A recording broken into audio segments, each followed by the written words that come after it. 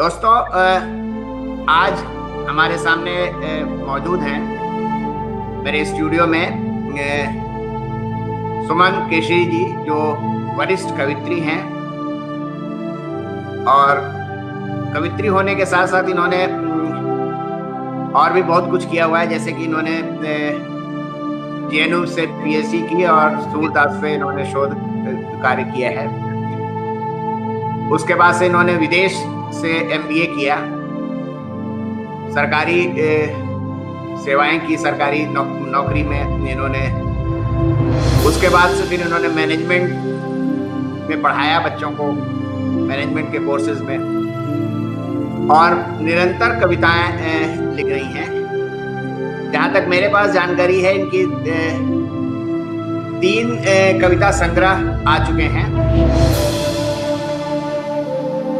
एक कविता संग्रह है याज्ञवल्क्य से बहस, मोनालिसा की आंखें दूसरी,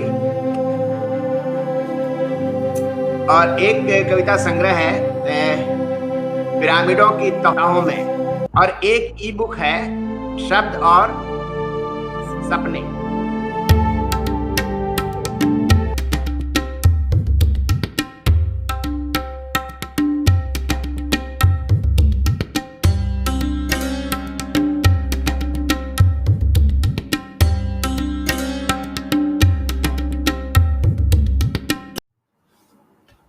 इसके अलावा मैं जब देख रहा था तो बच्चों के लिए आपने कुछ लिखा है जी, सरगम और स्वरा।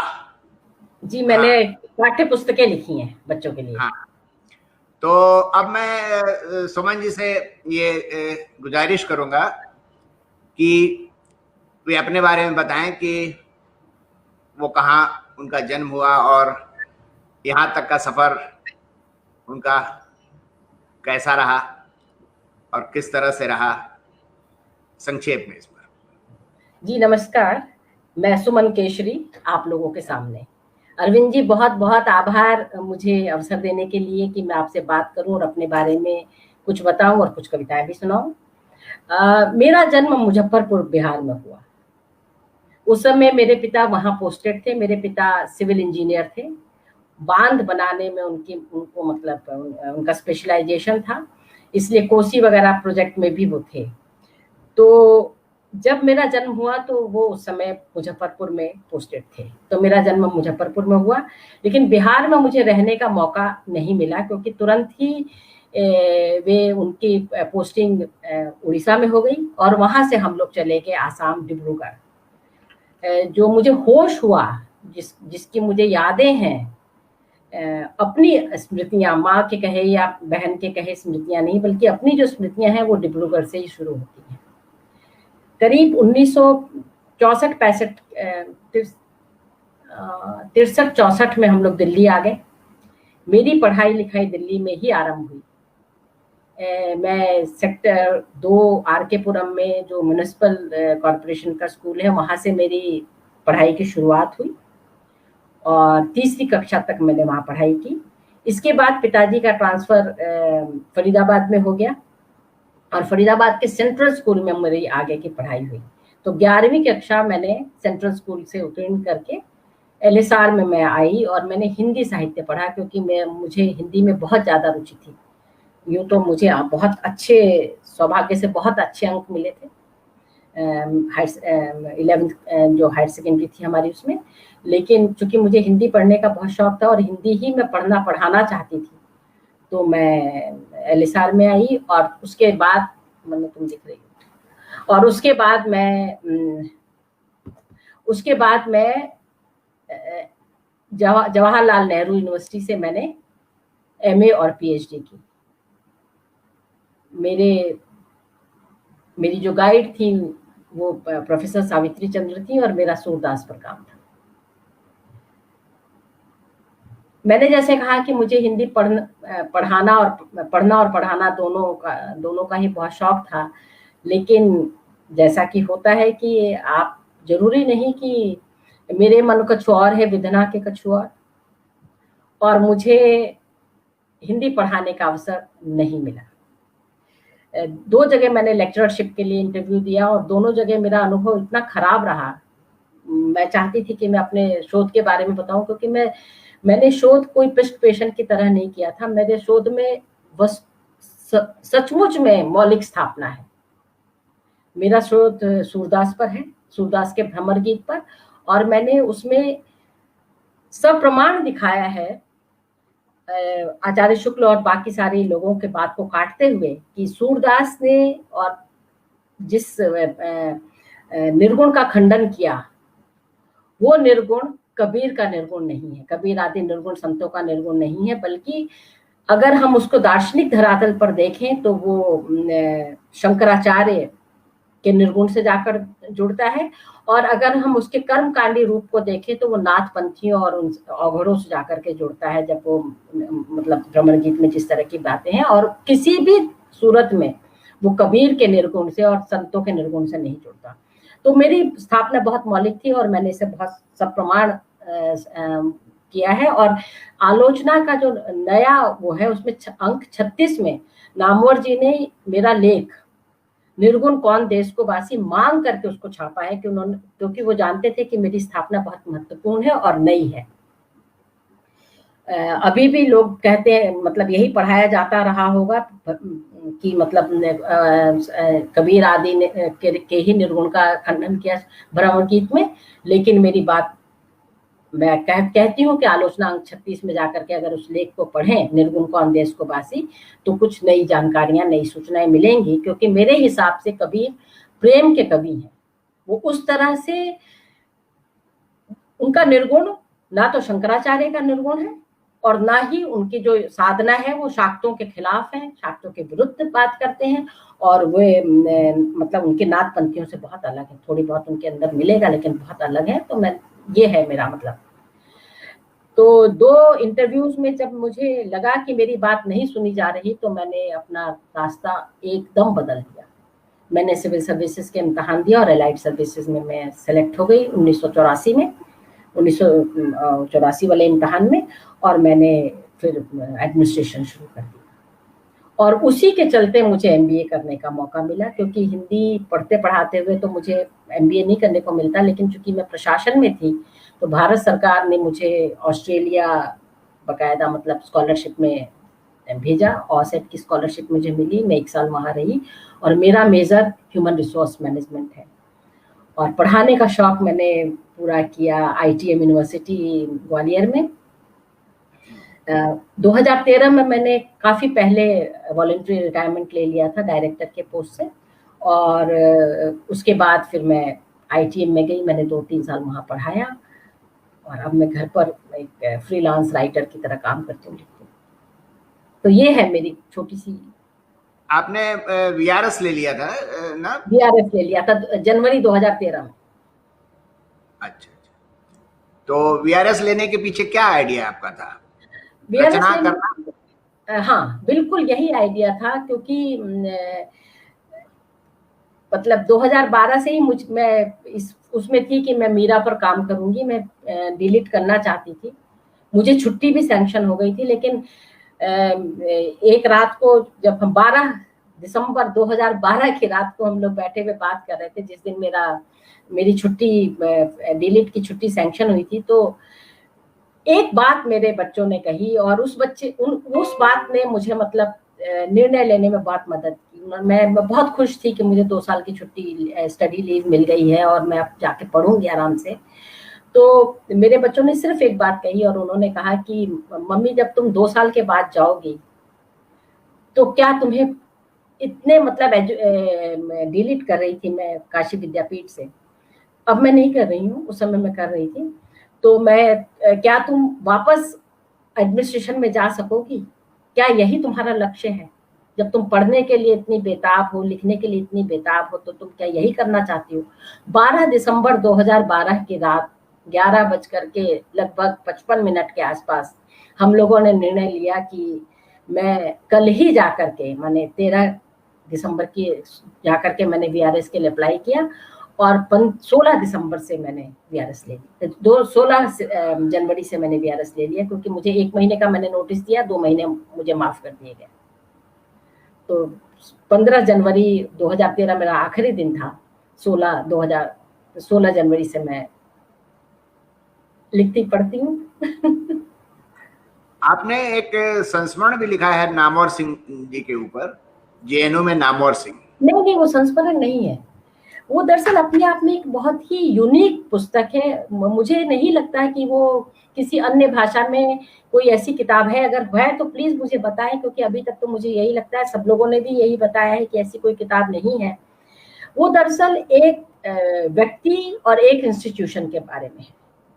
वो इंस्टीट्यूशन के बहाने व्यक्ति और व्यक्ति के बहाने इंस्टीट्यूशन के बारे में है। उसका नाम है जेएनयू में नामवर सिंह। और रितंबरा अगर वो कॉपी ले आओ ड्राइंग रूम से तो बड़ा अच्छा रहेगा।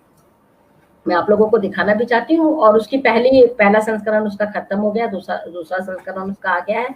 और उसमें मैं सबसे बड़ी बात यह है कि उसमें जेएनयू से जुड़े लोग, जेएनयू के छात्र, जो नामवर के छात्र थे, उनके बाद के लोग जो नामवर के बारे में सुनते थे, उनके कलीग्स, नामवर के कलीग्स, और दूसरे सेंटर्स के लोग, और वो पान वाला जो जिससे नामवर पान लेते थे, पूरन, वो दुलारे, उनका चपरासी जो मतलब उनकी सेवा भी करता था और उनका चपरासी भी था, और मदन जो अभी भी चाय बेचते हैं वहां पर, इन सब के लेख भी उसमें शामिल है।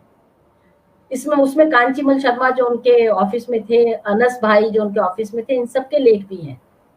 तो इसमें जहां हम मतलब किदवई साहब का लेख पढ़ते हैं, हम लोग आनंद कुमार का लेख पढ़ते हैं, पुरुषोत्तम अग्रवाल और भगवान सिंह का लेख पढ़ते हैं, वहीं पर हम लोग मतलब आनंद पांडे, उनके जूनियर्स जो हैं, सुधा रंजनी, सूरज, समीर वरन नंदी जो मेरा क्लास फेलो था, इसके भी लेख पढ़ते हैं। और साथ में हम लोग इन लोगों को भी पढ़ते हैं।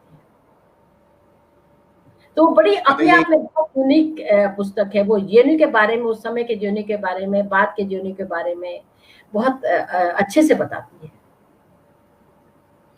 मतलब कि जो एक एकेडमिक किताब होती है, उससे इसको आपने, उसकी सीमाओं को तोड़ के इसे आपने एक विस्तार देने की कोशिश की है। हाँ, वो उसमें जी बिल्कुल।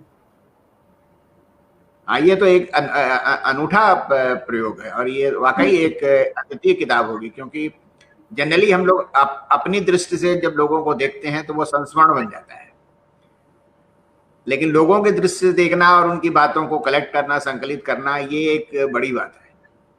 इस किताब को जरूर पढ़ा जाना चाहिए दोस्तों, और सबको। उसका नाम है जेएनयू में नामवर सिंह, राजकमल प्रकाशन से छपी है।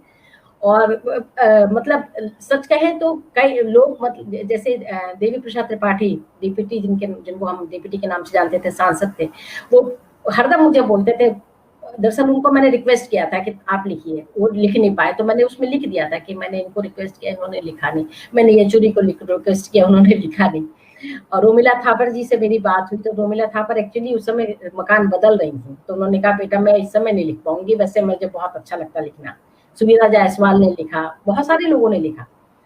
तो आपने उसमें ये भी संकलित कर लिया कि मैंने इनसे कहा, इन्होंने लिखा नहीं? हाँ, बिल्कुल, सबके नाम उसमें है। उदय प्रकाश का भी नाम है। उदय प्रकाश से मेरी बहुत बारी मतलब उनसे फोन पर बात हुई, उनसे मेल पर बात हुई। वो हाँ करते रहे, लेकिन उन्होंने नहीं लिख करके दिया। कुछ लोगों ने तो मुझे साफ कह दिया कि वो नहीं लिखेंगे, लेकिन उदय ने नहीं लिखा। और डीपीटी कहते थे तुम बहुत दुष्ट हो, तुमने मतलब इसको भी रिकॉर्ड कर दिया कि हमने नहीं लिखा। मैंने कहा और क्या, ना रिकॉर्ड करूं, नहीं तो लोग बोलेंगे कि आपने डीपीटी से नहीं लिखवाया, आपने फलाने से नहीं कहा। तो सब पता चलना चाहिए ना कि मैंने कहा और आप लोगों ने नहीं लिखा। ये एक बढ़िया बात आपने बताई। अच्छा, ये जैसे हिंदी में लिखने के का शौक आपको था, हिंदी पढ़ने का शौक था, पढ़ाने का शौक था, एक कॉमन सवाल ये है कि कविताओं पर ही फोकस आपने क्यों किया? नहीं, मैंने कविताओं पर तो अब मैं फोकस करती हूँ, लेकिन मैं मुख्यतः कवि हूँ। लेकिन अरविंद जी, मैं कहानियां भी लिखती हूँ। अभी पिछले दिनों मैंने 2 नाटक लिखे, उसमें से एक नाटक कोरोना काल में शादी, तो शब्दांकन में छपा हुआ है, छोटा सा एकांकी जैसा नाटक है वो। वैसे एकांकी नहीं, लेकिन वो छोटा सा नाटक है और बड़ा मतलब उसमें बहुत प्रयोग किए हैं मैंने। तो शब्दांकन में है कोरोना काल में शादी। और एक नाटक मैंने महाभारत पर लिखा है। उसका उसका खेला जाना तय था। भानु उससे बहुत खुश थे। भानु ने कहा, जब खेलने की स्थिति नहीं बनी तो भानु ने मुझे लिख करके कहा कि इसको तुरंत छपवा दो। तो वो फुल फ्लेजेड 25,000 शब्दों का नाटक है। और कहानियां लिखी है मैंने कुछ, समालोचन में कहानी छपी है, शब्दांकन में कहानी छपी है, हिंदी नेस्ट में कहानी छपी है। मतलब संकलन अभी नहीं है, संकलन नहीं किया अभी। 7-8 कहानियां लिखी थी, ज्यादा नहीं लिखी थी, तो संकलन नहीं किया है। अच्छा, नाटक जो आपने जो लिखा है जो महाभारत के ऊपर, तो वो प्रकाशित हुआ है? नहीं, प्रकाशित नहीं हुआ है। मैं बात कर रही थी, मतलब बात कर रही हूँ। अगर वो प्रकाशित हो जाएगा तो मुझे बड़ा अच्छा लगेगा। बढ़िया, फुल फ्लेजेड नाटक है वो। और मैं संस्मरण लिखती हूँ, मैं यात्रा वृत्तांत लिखती हूँ। जैसे ये लक्षद्वीप पर और अंडमान निकोबार पर, बनारस पर, कई सारे इस तरह की चीजें भी लिखी मैंने।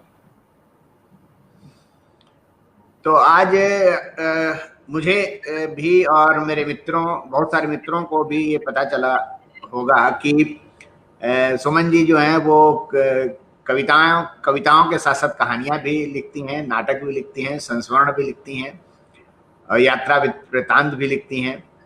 तो मैंने कुल मिलाकर के एक सम्यक रचनाकार, पूरी आप कंप्लीट रचनाकार हैं। नहीं, मैं नहीं जानती, पाठक तय करेंगे कि मैं क्या हूँ, क्योंकि लिखने की बात और है, और जब हम लिख करके उसको पब्लिक डोमेन में डाल देते हैं तो वो पाठक की रचना हो जाती है। तो किसी भी चीज की जो मतलब निकष है वो अंततः पाठक है, और वो किस चीज को कैसे लेता है, किस चीज को कैसे ग्रहण करता है, ये उस पर निर्भर करता है। मैं बकायदा लेख लिखा करती हूँ। विकल्प एक पत्रिका है राजस्थान की जो मुझसे बाय मंथली लिखवाती है, और मेरे कई लेख, मैं आप लोगों को बताऊं कि मेरी एक किताब है कविताओं के देश में, ये प्रकाशनाधीन है। इस पे मैंने 21 कवियों की कविता, एक कविता लेकर के, एक कविता 21, मतलब जैसे सूरदास की एक कविता, कबीर की एक कविता से लेकर के बिल्कुल नए जो हमारे कवि हैं, अशोक वाजपेयी, कुंवर नारायण तो है ही उसमें, केदार जी की कविता है। फिर मेरा एक मित्र है, जैसे मैंने बताया, समीर वरण नंदी, बहुत अच्छे कवि थे वे, और चले गए वो 2 साल पहले। उनकी एक कविता है। नूतन डिमरी गैरोला और राकेश रोहित की भी कविता है उसमें। तो उन पे एक कवि पर मैंने शमशेर की टूटी हुई बिखरी हुई का मैंने पाठ किया। तो बड़े विस्तार से मैंने एक कविता पर लिखा है। निराला के सरोज स्मृति पर लिखा मैंने। तो ये मतलब राजकमल में किताब है, लेकिन ये कोरोना काल ऐसा आ गया कि जो ये किताब अभी आ जानी थी अप्रैल के महीने में, मुझे तारीख अप्रैल के महीने की दी गई थी, लेकिन पता नहीं अब कब आएगी। तो बकायदा आलोचना लिखती हूँ मैं एक कविता पर विस्तार से। हमारे एक मित्र हैं और आपसे भी बहुत करीबी परिचित हैं, सईद अयूब। हाँ। उन्होंने मुझे सूचित किया है कि उन्होंने 2012 में आपकी कहानी डर पड़ी थी। हाँ। और वो समालोचन में छपी थी, छपी हुई है। और डर का जो आवाज नहीं आ रही आपकी, बहुत शानदार कहानी थी वो। असल में डर का प्लॉट बहुत ही इंटरेस्टिंग प्लॉट है, और ये कहानी काफी पहले मैंने लिखी थी, करीब 2003-4 के आसपास मैंने लिखी थी ये कहानी। और पहले ये कहानी छपी थी, उनका नाम कौन सी पत्रिका थी, याद नहीं आ रहा नाम, बड़ी महत्वपूर्ण पत्रिका थी, दोनों पति पत्नी निकाला करते थे अलीगढ़ या कहीं से। नाम नमिता सिंह वाली, नमिता सिंह निकालती। हाँ, वो वाली उस पत्रिका में छपी थी। और इसका प्लॉट है औरतों की जो गर्भ निरोधक गोली, हाँ, औरतों का गर्भ ठहरना और गर्भ निरोधक गोली और स्त्री पुरुष संबंध, इस पर वो कहानी है। और कई लोगों ने कहा कि इस पर उन्होंने कोई कहानी नहीं पढ़ी उस समय। मतलब बहुत लोगों से बात हुई, एक जापानी है हिसाए कोमात्सु, उनको जब मैंने ये कहानी थी तो बोलते हैं कि हमारे जापान में भी नहीं लिखी गई। कितनी अलग किस्म की कहानी है। तो डर मतलब स्त्री के जो मतलब एक डर बैठ जाता है, मतलब उस पर वो कहानी थी कि कैसे मतलब अगर बाई चांस घर ठहर जाए और ना चाहती हो स्त्री तो कैसे होगा। तो वो कहानी उस पर थी। एक व्यक्तिगत सवाल है कि पुरुषोत्तम जी आपके हस्बैंड हैं और वो भी बड़े लेखक हैं, बड़े विचारक हैं, और मैं समझता हूं कि ऐसा कोई विषय नहीं है जिस पर उनकी मास्टरी ना हो। जी। बहुत अच्छे वक्ता हैं और मैं उनको 82-83 से जान रहा हूं। आपका उनके बारे में अनुभव क्या है? जैसा हम लोग देखते हैं, आप तो अलग तरीके से देखती हूँ। दरअसल पुरुषोत्तम से मेरी मुलाकात 1977 में हुई थी। हम दोनों क्लास फेलोज थे और हम लोग मतलब नेचुरली हमारी मित्रता हुई, प्रेम हुआ और 1984 में हम लोगों ने विवाह किया। 16 जनवरी को हम लोगों ने विवाह किया 1984। तो देखिए, पुरुषोत्तम के बारे में मैं सिर्फ एक बात कहूंगी और मेरे ख्याल से वो समअप कर देगा। मैंने काफी विस्तार से लिखा भी है। एक वो किताब है रुदादेश क्या समथिंग, मैंने बहुत विस्तार से लिखा भी है इस पर, अपने प्रेम पर। तो दरअसल पुरुषोत्तम, आपने कहा हस्बैंड, मैं कहूंगी कि वो नेचुरली पति होने में कोई वो नहीं है, लेकिन वो बहुत ही मित्रवत पति हैं। और हमारे में जो कभी कभार झगड़े होते थे वो इस बात पर भी हो जाते थे कि हो जाते हैं कभी कभी कि तुम बहुत समय इधर उधर बर्बाद करते हो, नहीं कि पढ़ाई लिखाई करो, कुछ काम करो अपना। और यह भी सही है कि वो मुझे स्वायत्तता देते हैं और मैं इस मामले में काफी स्ट्रांग किस्म की इंडिविजुअल हूँ, वो भी स्ट्रांग इंडिविजुअल है। तो हम लोग मतलब एक दूसरे के लेखन को सुधारने संवारने की कोशिश नहीं करते, आलोचना जम के करते हैं। आलोचना हम एक दूसरे के लेखन की, एक दूसरे की बात की जम के करते हैं, लेकिन ये नहीं होता कि तो नहीं वो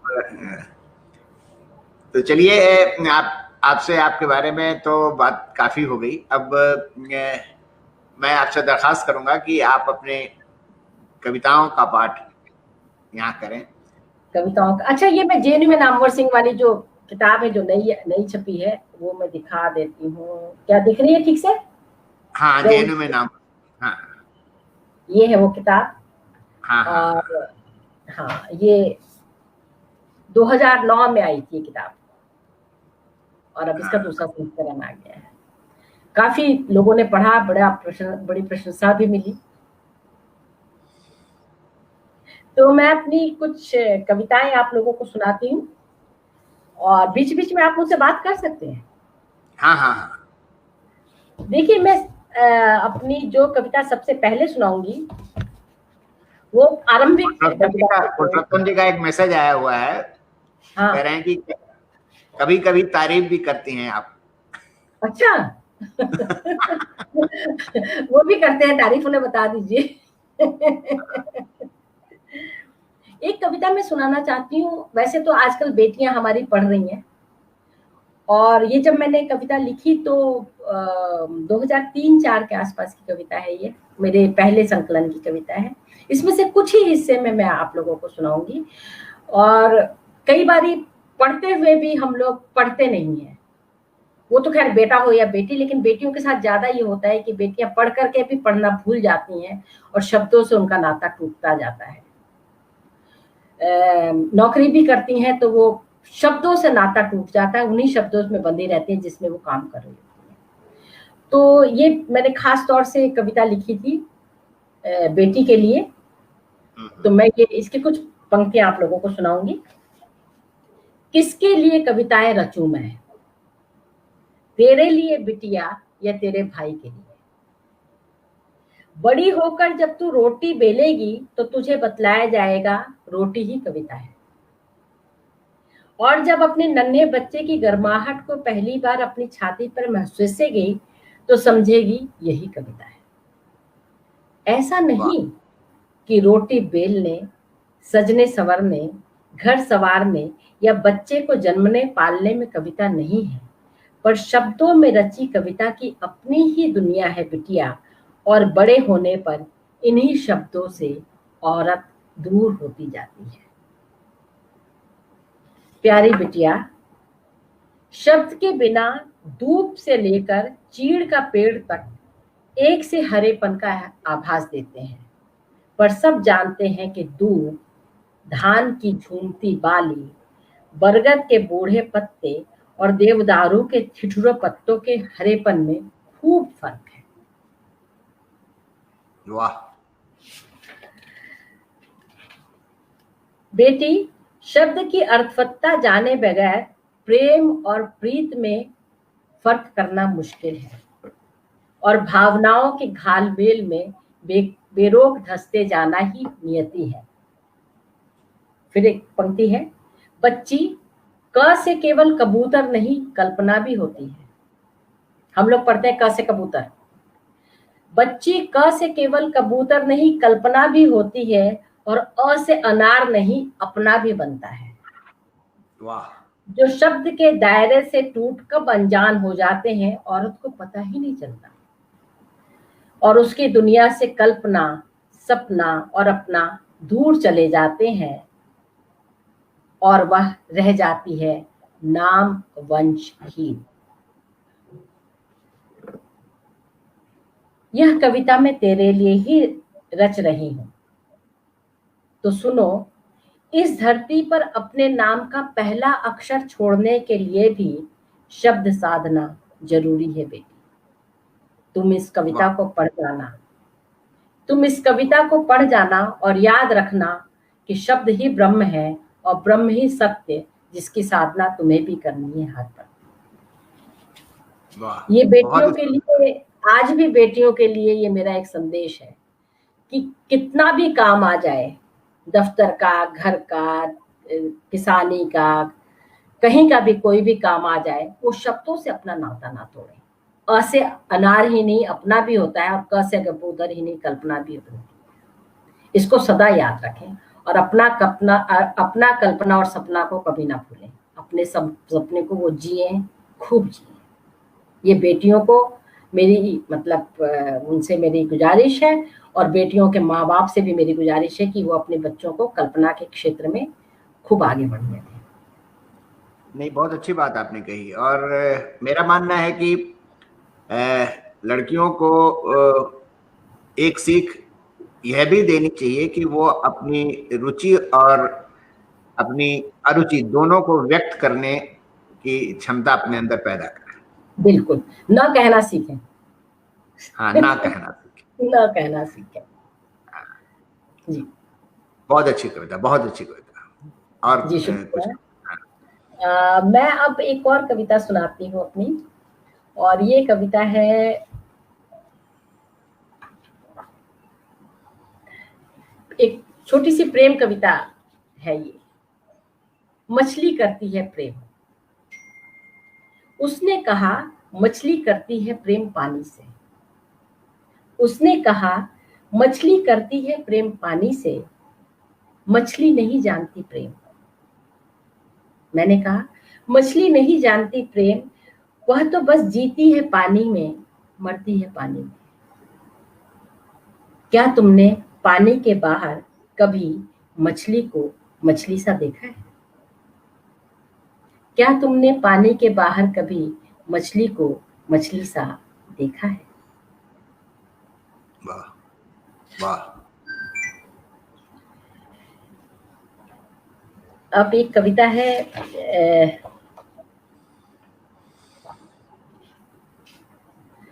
इस कविता को लिखते समय मेरे दिमाग में कामायनी भी थी और मनु का पूरा प्रसंग भी था, और स्मृति मैं बार बार इस बात को रेखांकित करती हूँ कि स्मृतियां मेरे लिए बहुत महत्वपूर्ण है। स्मृति के बिना ना तो कोई समाज बनता है और ना रहता है, ना जीवित रहता है। मनुष्य भी स्मृति के साथ ही जीता है।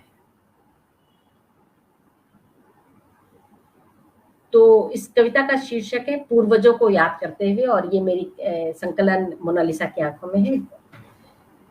वह स्मृति मेरी ओर लहर की तरह आई, वह स्मृति मेरी ओर लहर की तरह आई, बाहें फैलाए। लहरों में समाती सी नाव थी और भयभीत सवार।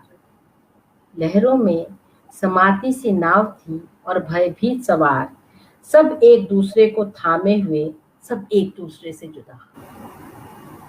इस बारी कोरोना काल में भी बहुत लोग साथ चल रहे थे, लेकिन सब अपने अपने भयों में सब अकेले थे। भय में हम हरदम अकेले हो जाते हैं, दर्द में हम हरदम अकेले हो जाते हैं, दुख में कितना भी कोई साथ रहे हम अकेले ही रहते हैं।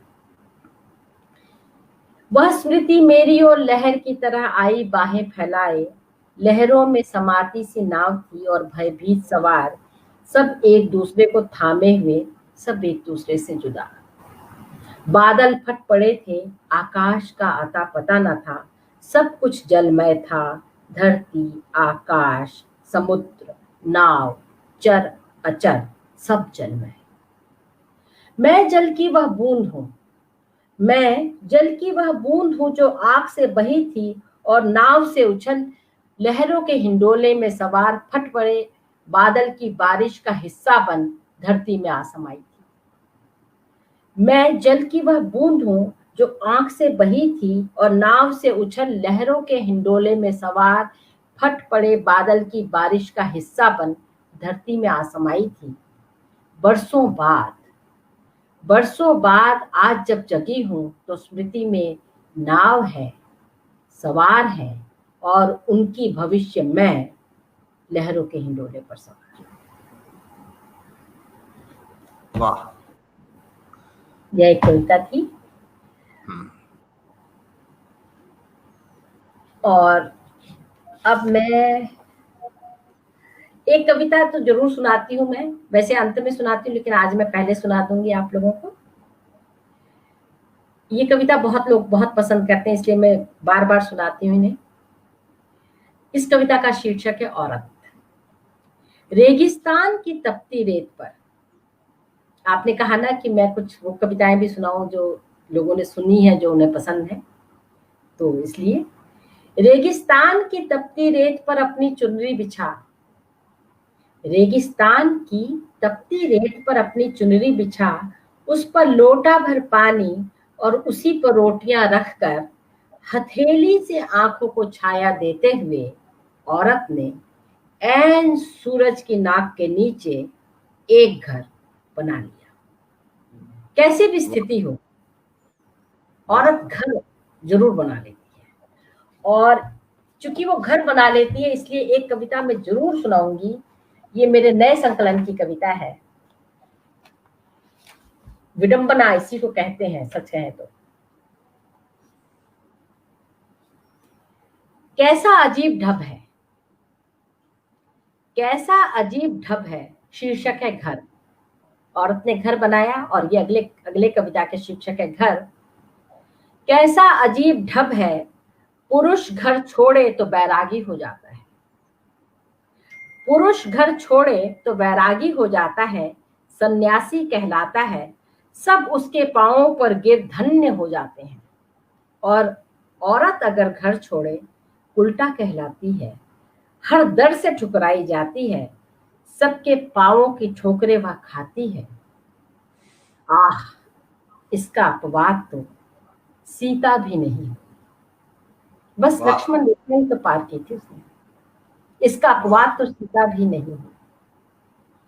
और उसी की एक और सीरीज की कविता है निष्कासित। हम कहते हैं कि औरत से ही घर बनता है, ये कहते हैं, और मतलब सारे घर का जो मैं जिस मित्र की मैं चर्चा कर रही हूँ बार बार, समीर, आज मुझे बहुत याद आ रहा है। उसने एक कविता लिखी थी बहुत पहले। उसने कहा था कि पिता खूंटी पर घर टांग देते हैं, माँ के आंचल पे घर बांध देते हैं। यानी औरत और घर लगभग पर्याय हैं। लेकिन सुनिए, कभी किसी औरत का घर देखा है? कभी किसी औरत का घर देखा है? शीर्षक है निष्कासित। कभी किसी औरत का घर देखा है? कहते तो यही है कि औरत घर बनाती है, पर जब बात होती है घर की तो वो हमेशा मर्द का ही होता है। पर जब बात होती है घर की तो वह हमेशा मर्द का ही होता है, और वहां से निष्कासित औरत ही होती है। वाह, क्या बात है, क्या बात है। और एक कविता और है इसी सीरीज की, मेरा कोई घर नहीं। ये मेरे नए संकलन से है, पिरामिडों की तहों से। इसके आखिर में वही निष्कासित वाली कविता छापी गई है। मेरा कोई घर नहीं।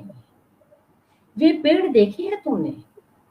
वे पेड़ देखे हैं तुमने जिनकी जड़ें धंसने नहीं दी जाती जमीन में गहरे तक?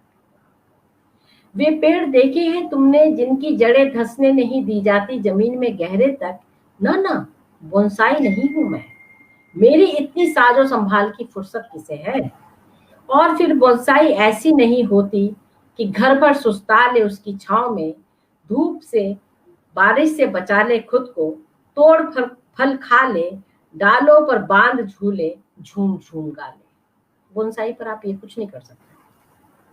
पेड़ तो हूं, पर जिसकी जड़ें धंसने नहीं दी जाती इतनी गहरे कि कह सकूं कि यह जमीन है मेरी।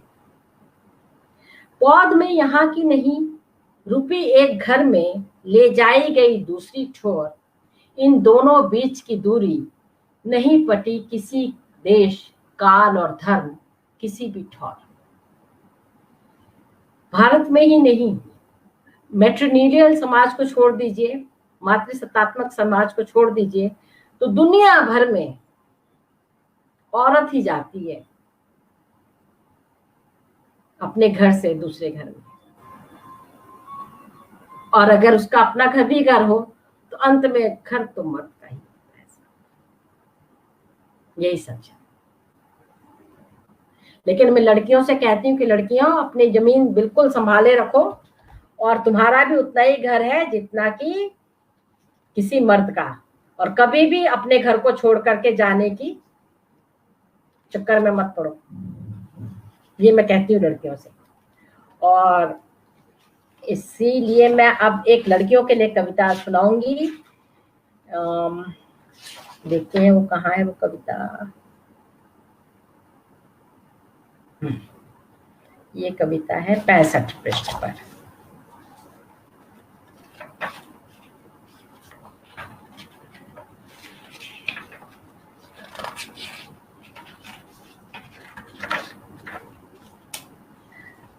बहुत डर का समय है ये, और कब नहीं था हम औरतों के लिए डर का समय, लेकिन पिछले कई वर्षों से तो बहुत डर है। मैंने बलात्कार को वो बनाते हुए कुछ कविताएं लिखी थी, उसमें से एक कविता निर्भया पर भी थी, और एक कविता बीजल से एक सवाल, लंबी कविता है इसलिए मैं उसे सुनाऊंगी नहीं, उस पर भी थी। बीजल गुजरात की एक लड़की थी जिसको उसके प्रेमी ने ही नववर्ष की रात को अपने दोस्तों के संग मिल करके उसका बलात्कार किया था और बाद में उसने आत्महत्या की। तो लेकिन इतना डर, पिछले दिनों में इतना डर भर गया है मन में कि बेटी के लिए कई कविताएं लिखी, उसमें से एक कविता यह है। और इसीलिए मैं कहती हूँ कि लड़कियों, अपनी जमीन, अपनी जड़ों को बहुत गहरे में तुम गाड़ो और अपनी जमीन पर कब्जा करो। मतलब कब्जा इन द सेंस ये नहीं कि हमारी हम सबकी है, लेकिन औरतों की भी जमीन है। इतना डर है बिखरा हुआ कि मन में आता है, इतना डर है बिखरा हुआ कि मन में आता है तुम्हें बीज के अंतर मन में छिपे अंकुर सा अपने भीतर ही पालूं, तब तक जब तक कि तुम पूरी पेड़ ना हो जाओ। पर फिर लगता है, क्या तब तुम झेल सकोगी धूप के ताए, हवा के थपेड़े, बिजली के गर्जन तर्जन को? क्या जमा सकोगी अपने पांव पृथ्वी पर मजबूती से? डर डर कर भी बिटिया, डर डर के भी बिटिया इतना तो जान चुकी हूं अपने दम पर कि तुझे बीज की तरह उगना पड़ेगा अपने बूते ही, अपने हिस्से की धूप, हवा और नमी पर हक जमाते। वाह, क्या बात है, क्या बात है। तो ये एक कविता थी।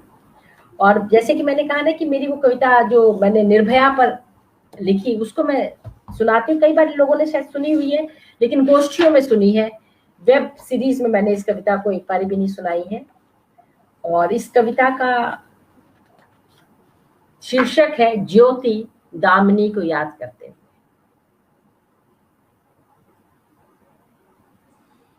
मैं मतलब आपसे जानना चाहूंगी कि जब आप ज्योति को याद करते हैं तो आपको क्या याद आती है? दामिनी लड़की जो 2012 में जिसके साथ मतलब बहुत भयानक बलात्कार हुआ, उसको जब आप याद करते हैं तो क्या कैसे याद आती है वो लड़की आपको? घायल या सुंदर जैसी थी वैसी कैसी याद आती है आपको? नहीं, मैं तो जब भी उसे याद करता हूं तो क्योंकि मैंने उसकी तस्वीरें मरणासन अवस्था में देखी हैं, तो मैंने उसे मृत्यु से जूझते हुए उसको देखा है असल में।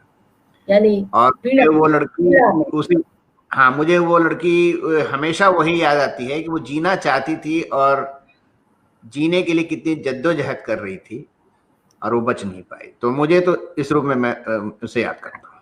हाँ, वो हरदम इसी रूप में याद आती है। और मैंने इसी को सब्जेक्ट बना करके इसको लिखा, ज्योति दामिनी को याद करते हुए। सबसे कठिन है जीना किसी की स्मृति में, सबसे कठिन है जीना किसी की स्मृति में, जीवन में नहीं स्मृति में जीना।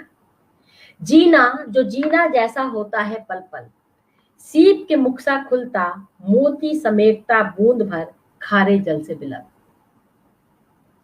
कौंधती हूं मैं तुम्हारे मन में अंतरात्मा की तरह, कौंधती हूं मैं तुम्हारे मन में अंतरात्मा की तरह, गूंजती हूं चीख की तरह, जम गई खौफ की तरह तड़पती हूं तुम्हारे मस्तिष्क में। पर नहीं, पर नहीं, मैं तो जीना चाहती हूं तुम्हारी स्मृति में, चीख नहीं मुस्कान के साथ। मैं जीना चाहती हूँ तुम्हारी स्मृति में, चीख नहीं मुस्कान के साथ। जो तुमने देखी थी उस पल जब थामा था हाथ मेरा, उस पल जब मैं साबुत थी अपनी धमनियों में रक्त लिए खड़ी थी अपने बल। मैं जीना चाहती हूँ अपनी बोली बानी में, मैं जीना चाहती हूँ अपनी बोली बानी में, चीख में नहीं न कराहों में, न खून की चादर में लिपटी मांसपिंड की तरह। मैं जीना चाहती हूँ तुम्हारी स्मृति में उस मुस्कान के साथ, मैं जीना चाहती हूँ तुम्हारी स्मृति में उस मुस्कान के साथ जो तुमने देखी थी उस पल जब मैंने मौत की चादर ढकेल देखा था तुम्हें द्वार पार खुद के सबसे करीब। मैं जीना चाहती हूँ मैं तुम्हारी स्मृति में साबुत मनुष्य की तरह, सचमुच में।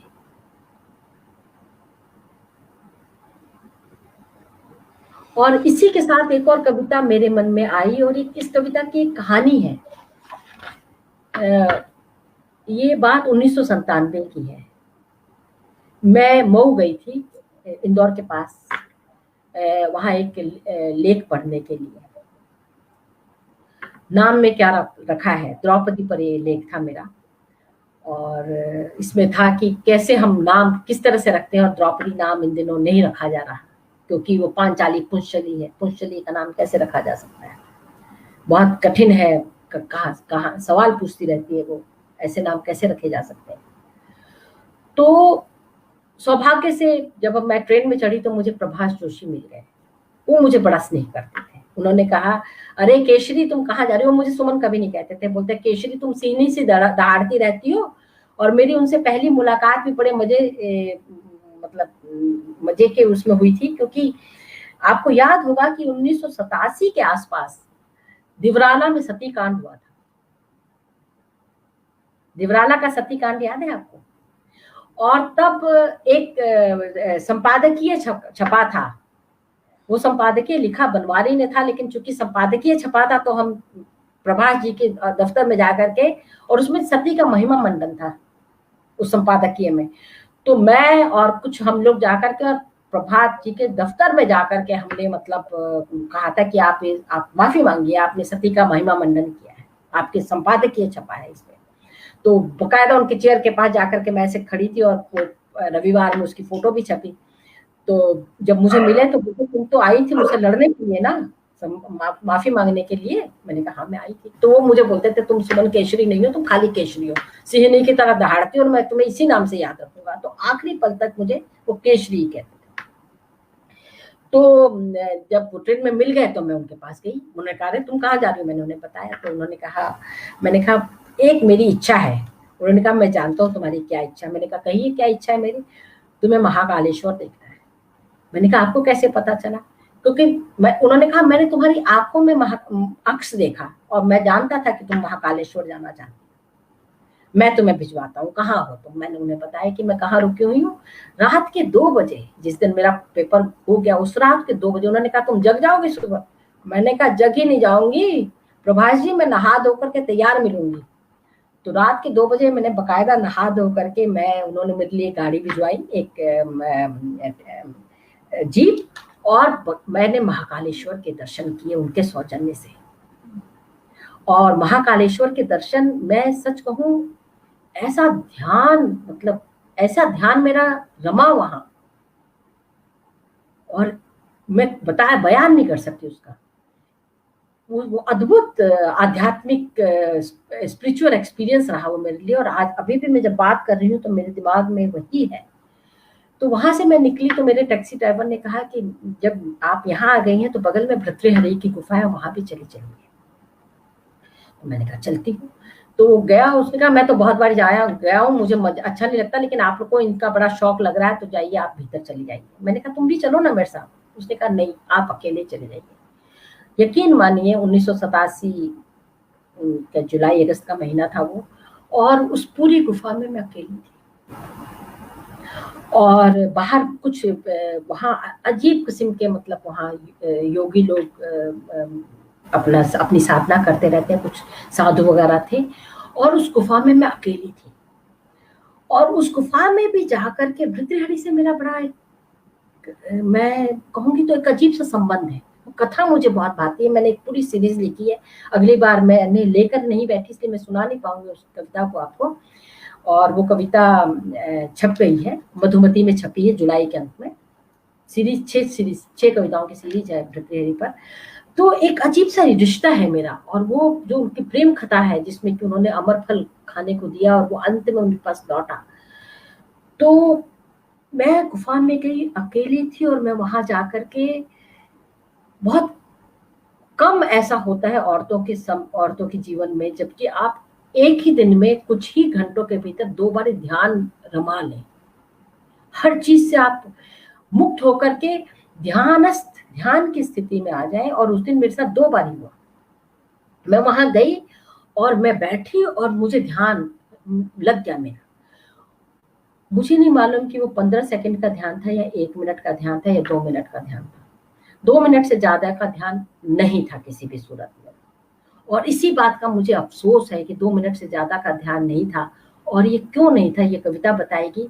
और ये कविता छपी थी जनसत्ता में। और पढ़ते ही नामवर जी ने मुझे फोन किया। उन्होंने कहा तुमने गजब कविता लिखती है सुमन, तुम जानती हो कि तुमने कैसी बड़ी कविता लिखी है। और उन्होंने 3 शब्दों का जो मैंने प्रयोग किया है, स्वतंत्र, स्वाधीन, उसका उन्होंने जिक्र किया। और उन्होंने कहा कि कविता यहाँ है तो स्वाधीन, स्वतंत्र, स्वस्थ। उन्होंने कहा तुमने एक दार्शनिक वो दी है, इस पूरे कविता को दे दिया है। और बहुत खुश थे, उन्होंने बहुत आशीर्वाद दिया मुझे इस कविता को लिखने के लिए। और ये कविता लेकिन लिखी गई है 2012 के बाद, 2013 की कविता है ये। 2013 के ही मोनालिसा की आंखों में छपी है ये कविता, 2013 की कविता है ये। तो तुरंत मुझे नामवर जी ने फोन किया। मैं अपने सब श्रोताओं को, और जो लोग मुझे देख पा रहे जिनको मैं नहीं देख पा रही दुर्भाग्य से, उनको ये कविता सुनाना चाहती हूँ। शीर्षक है सुनो भृतृहरि। सुनो भृतृहरि। भृतृहरि, कोई तो ऐसी जगह होगी जहां 2 पल चैन से घर के बुलावे और बाहर के हिंस्र प्राणियों से दूर अपने एकांत में मैं बैठ सकूं, स्वाधीन, स्वतंत्र, स्वस्थ। मैं बैठ सकूं स्वाधीन, स्वतंत्र, स्वस्थ। सुनो भर्तृहरि, तुम्हारी कही जाने वाली गुफा के निपट एकांत में उतर बस खड़ी हुई थी पल भर, तुम्हारा नाम अपने मन में उच्चारती हुई, तुमसे नाता जोड़ती हुई कि याद आ गया कि अंततः मैं एक औरत हूं, औरत भर। वो ध्यान और उसके तुरंत बाद का भय कि मैं इस गुफा में निपट अकेली हूं। 1987 की बात है ये। इसने मेरे सारे ध्यान को भंग कर दिया। और मैं यहां पर याद करूंगी ज्योत्सना मिलन को। उनका एक उपन्यास है अस्तु का। उसमें वो लिखती है स्त्री पर्याय से मुक्ति नहीं मिलती, क्योंकि आप कुछ भी हो, आप अंत में स्त्री हैं। आप हर चीज त्याग नहीं सकते। आप अपने शरीर को वो करेंगे, और अगर आप त्याग दिए तो आप लल्लदेव बन जाएंगे, या दक्षिण की जो है वो बन जाएंगे। क्या मैं वो बन सकती हूँ? मैं अपनी आत्मा को मतलब बिल्कुल वो कर सकती हूँ, निर्वस्त्र कर सकती हूँ। क्या मैं शरीर को कर सकती हूँ? क्या आत्मा को निर्वस्त्र कर देने पर से मुझे उस तरह की मुक्ति मिलेगी जिस मुक्ति की मुझे तलाश है, जिस मुक्ति की मुझे कामना है?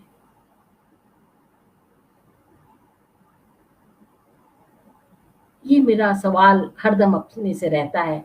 और भृतृहरि की गुफा में जाकर के वहां पर ध्यान रमा करके मैं एक बार फिर से जाना चाहती हूँ। जाना चाहे पता नहीं जा सकूंगी या फिर से कल्पना में ही जाऊंगी। मैं दो बारी गई हूँ या 3 बारी गई हूँ मैं, लेकिन अद्भुत अनुभव रहा और अद्भुत कविता आपने लिखी। Thank you.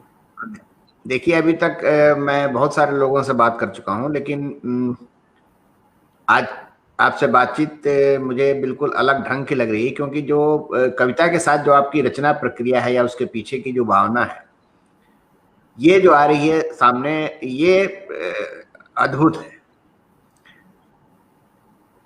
है ना? नहीं, दरअसल मैं कविताओं को जी जी करके लिखती हूँ और मर मर करके जीती हूँ। मेरे लिए कविताएं बहुत साधना जैसी चीजें हैं। मैं क्या बताऊं कविता से। अब आपको अपनी रचना प्रक्रिया की एक छोटी सी वो देती हूँ। ये पुनः एक मेरे पहले संकलन की कविता है और शीर्षक है संतुलन। सृजन के बीहड़ों में मैंने कदम रखा कई सालों बाद, टोक टोक कर। सृजन के बीहड़ है, सृजन के बीहड़ों में मैंने कदम रखा कई सालों बाद, टोक टोक कर। तलाशनी चाहिए जमीन कुछ उसी अंदाज में जैसे बच्चा माँ का स्तन ढूंढता है और न मिलने पर झुंझला देता है। वहां बाह उसे थामने और हाथ उसका मुंह स्तन तक ले जाने को मौजूद होते हैं। यहाँ क्या बात है, क्या बात है। मैंने ऊपर उभरे एक नुकीले चट्टान को जकड़ लिया। मैंने ऊपर उभरे एक नुकीले चट्टान को जकड़ लिया और पांव को हिलाया। एक पांव को हिलाया क्योंकि नुकीला चट्टान जकड़ा हुआ है। कुछ झाड़ियां, कांटे और पत्तों की खड़खड़ाहट, निविड़ अंधकार। एक हाथ नुकीले चट्टान पर और बायां पैर उसी की तलहटी पर टिका। दूसरे पैर के लिए जगह न थी। दाएं हाथ को दैने सा फैला मैं टिकी रही। संतुलन। एक हाथ नुकीले चट्टान पर और बायां पैर उसी की तलहटी पर टिका, दूसरे पैर के लिए जगह न थी। दाएं हाथ को डैने सा फैला, मैं टिकी रही। संतुलन। फेफड़ों में कहीं हंसी गूंजी और बाएं पैर के नीचे से एक टुकड़ा पत्थर आवाज गुंजाता गिरता रहा देर तक। कुछ सरसराता पीछे से गुजरा और बगल की झाड़ियों से चिड़ियों के चहचहाने, चीखने की आवाजें आईं। बाईं आंख की कनखियों से 5 मोरों को एक दूसरे के पीछे कवायद सा करते जाते देखा, ताज और पंख विहीन।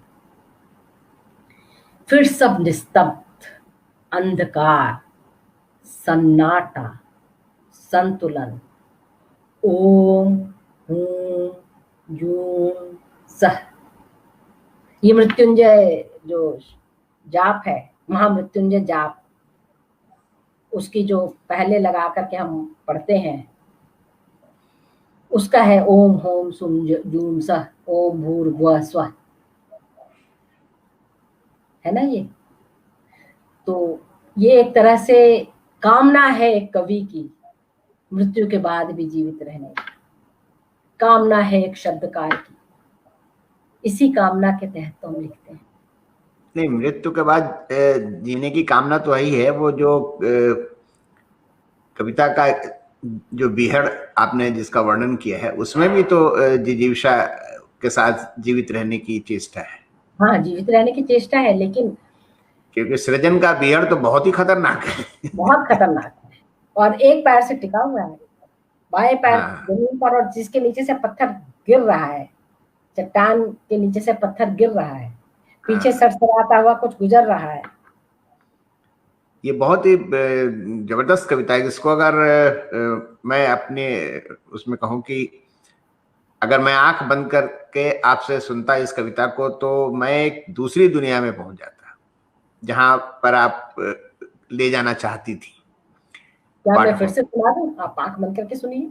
क्या हमारे पाठक श्रोता सुनना चाहेंगे दोबारा से आंख बंद करके? नहीं, चलिए ठीक है, बढ़िया है। आपसे बातचीत करके बहुत अच्छा लगा, और मन तो नहीं कर रहा है कि बंद करूं, लेकिन कुछ समय का वो रहता है।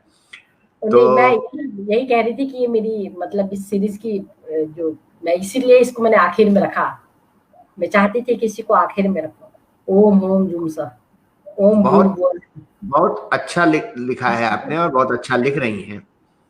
और मैं कहानी आपकी जो उसमें छपी है समालोचन में, उसको मैं पढ़ना भी चाहूंगा। डर कहानी है। एक कहानी है हिंदी नेस्ट में छपी है, उसका नाम है माटिल्डा बे। हाँ, तो बहुत अच्छा लगा आपसे बातचीत करके। और एक कवि के अंदर जाने का जो ये मौका होता है ना, ये अद्भुत होता है। कवि की कविताएं तो लोग पढ़ लेते हैं, लेकिन कवि, मैं प्रयास करता हूं कि कवि के बारे में भी लोगों से बातचीत की जाए, कवि के बारे में लोग जाने, उनकी रचना प्रक्रिया के बारे में जाने। सुमन जी, बहुत बहुत धन्यवाद आपका। आपसे बातचीत करके मुझे बहुत अच्छा लगा, और मुझे उम्मीद है कि मेरे दोस्तों, मेरे सारे मित्रों और दर्शकों को भी काफी अच्छा लगेगा। मैं आपको बहुत बहुत धन्यवाद। दरअसल आपसे भी बात करके मुझे बहुत ही अच्छा लगा, और एक बारी मेरे अंदर की भी यात्रा रही है,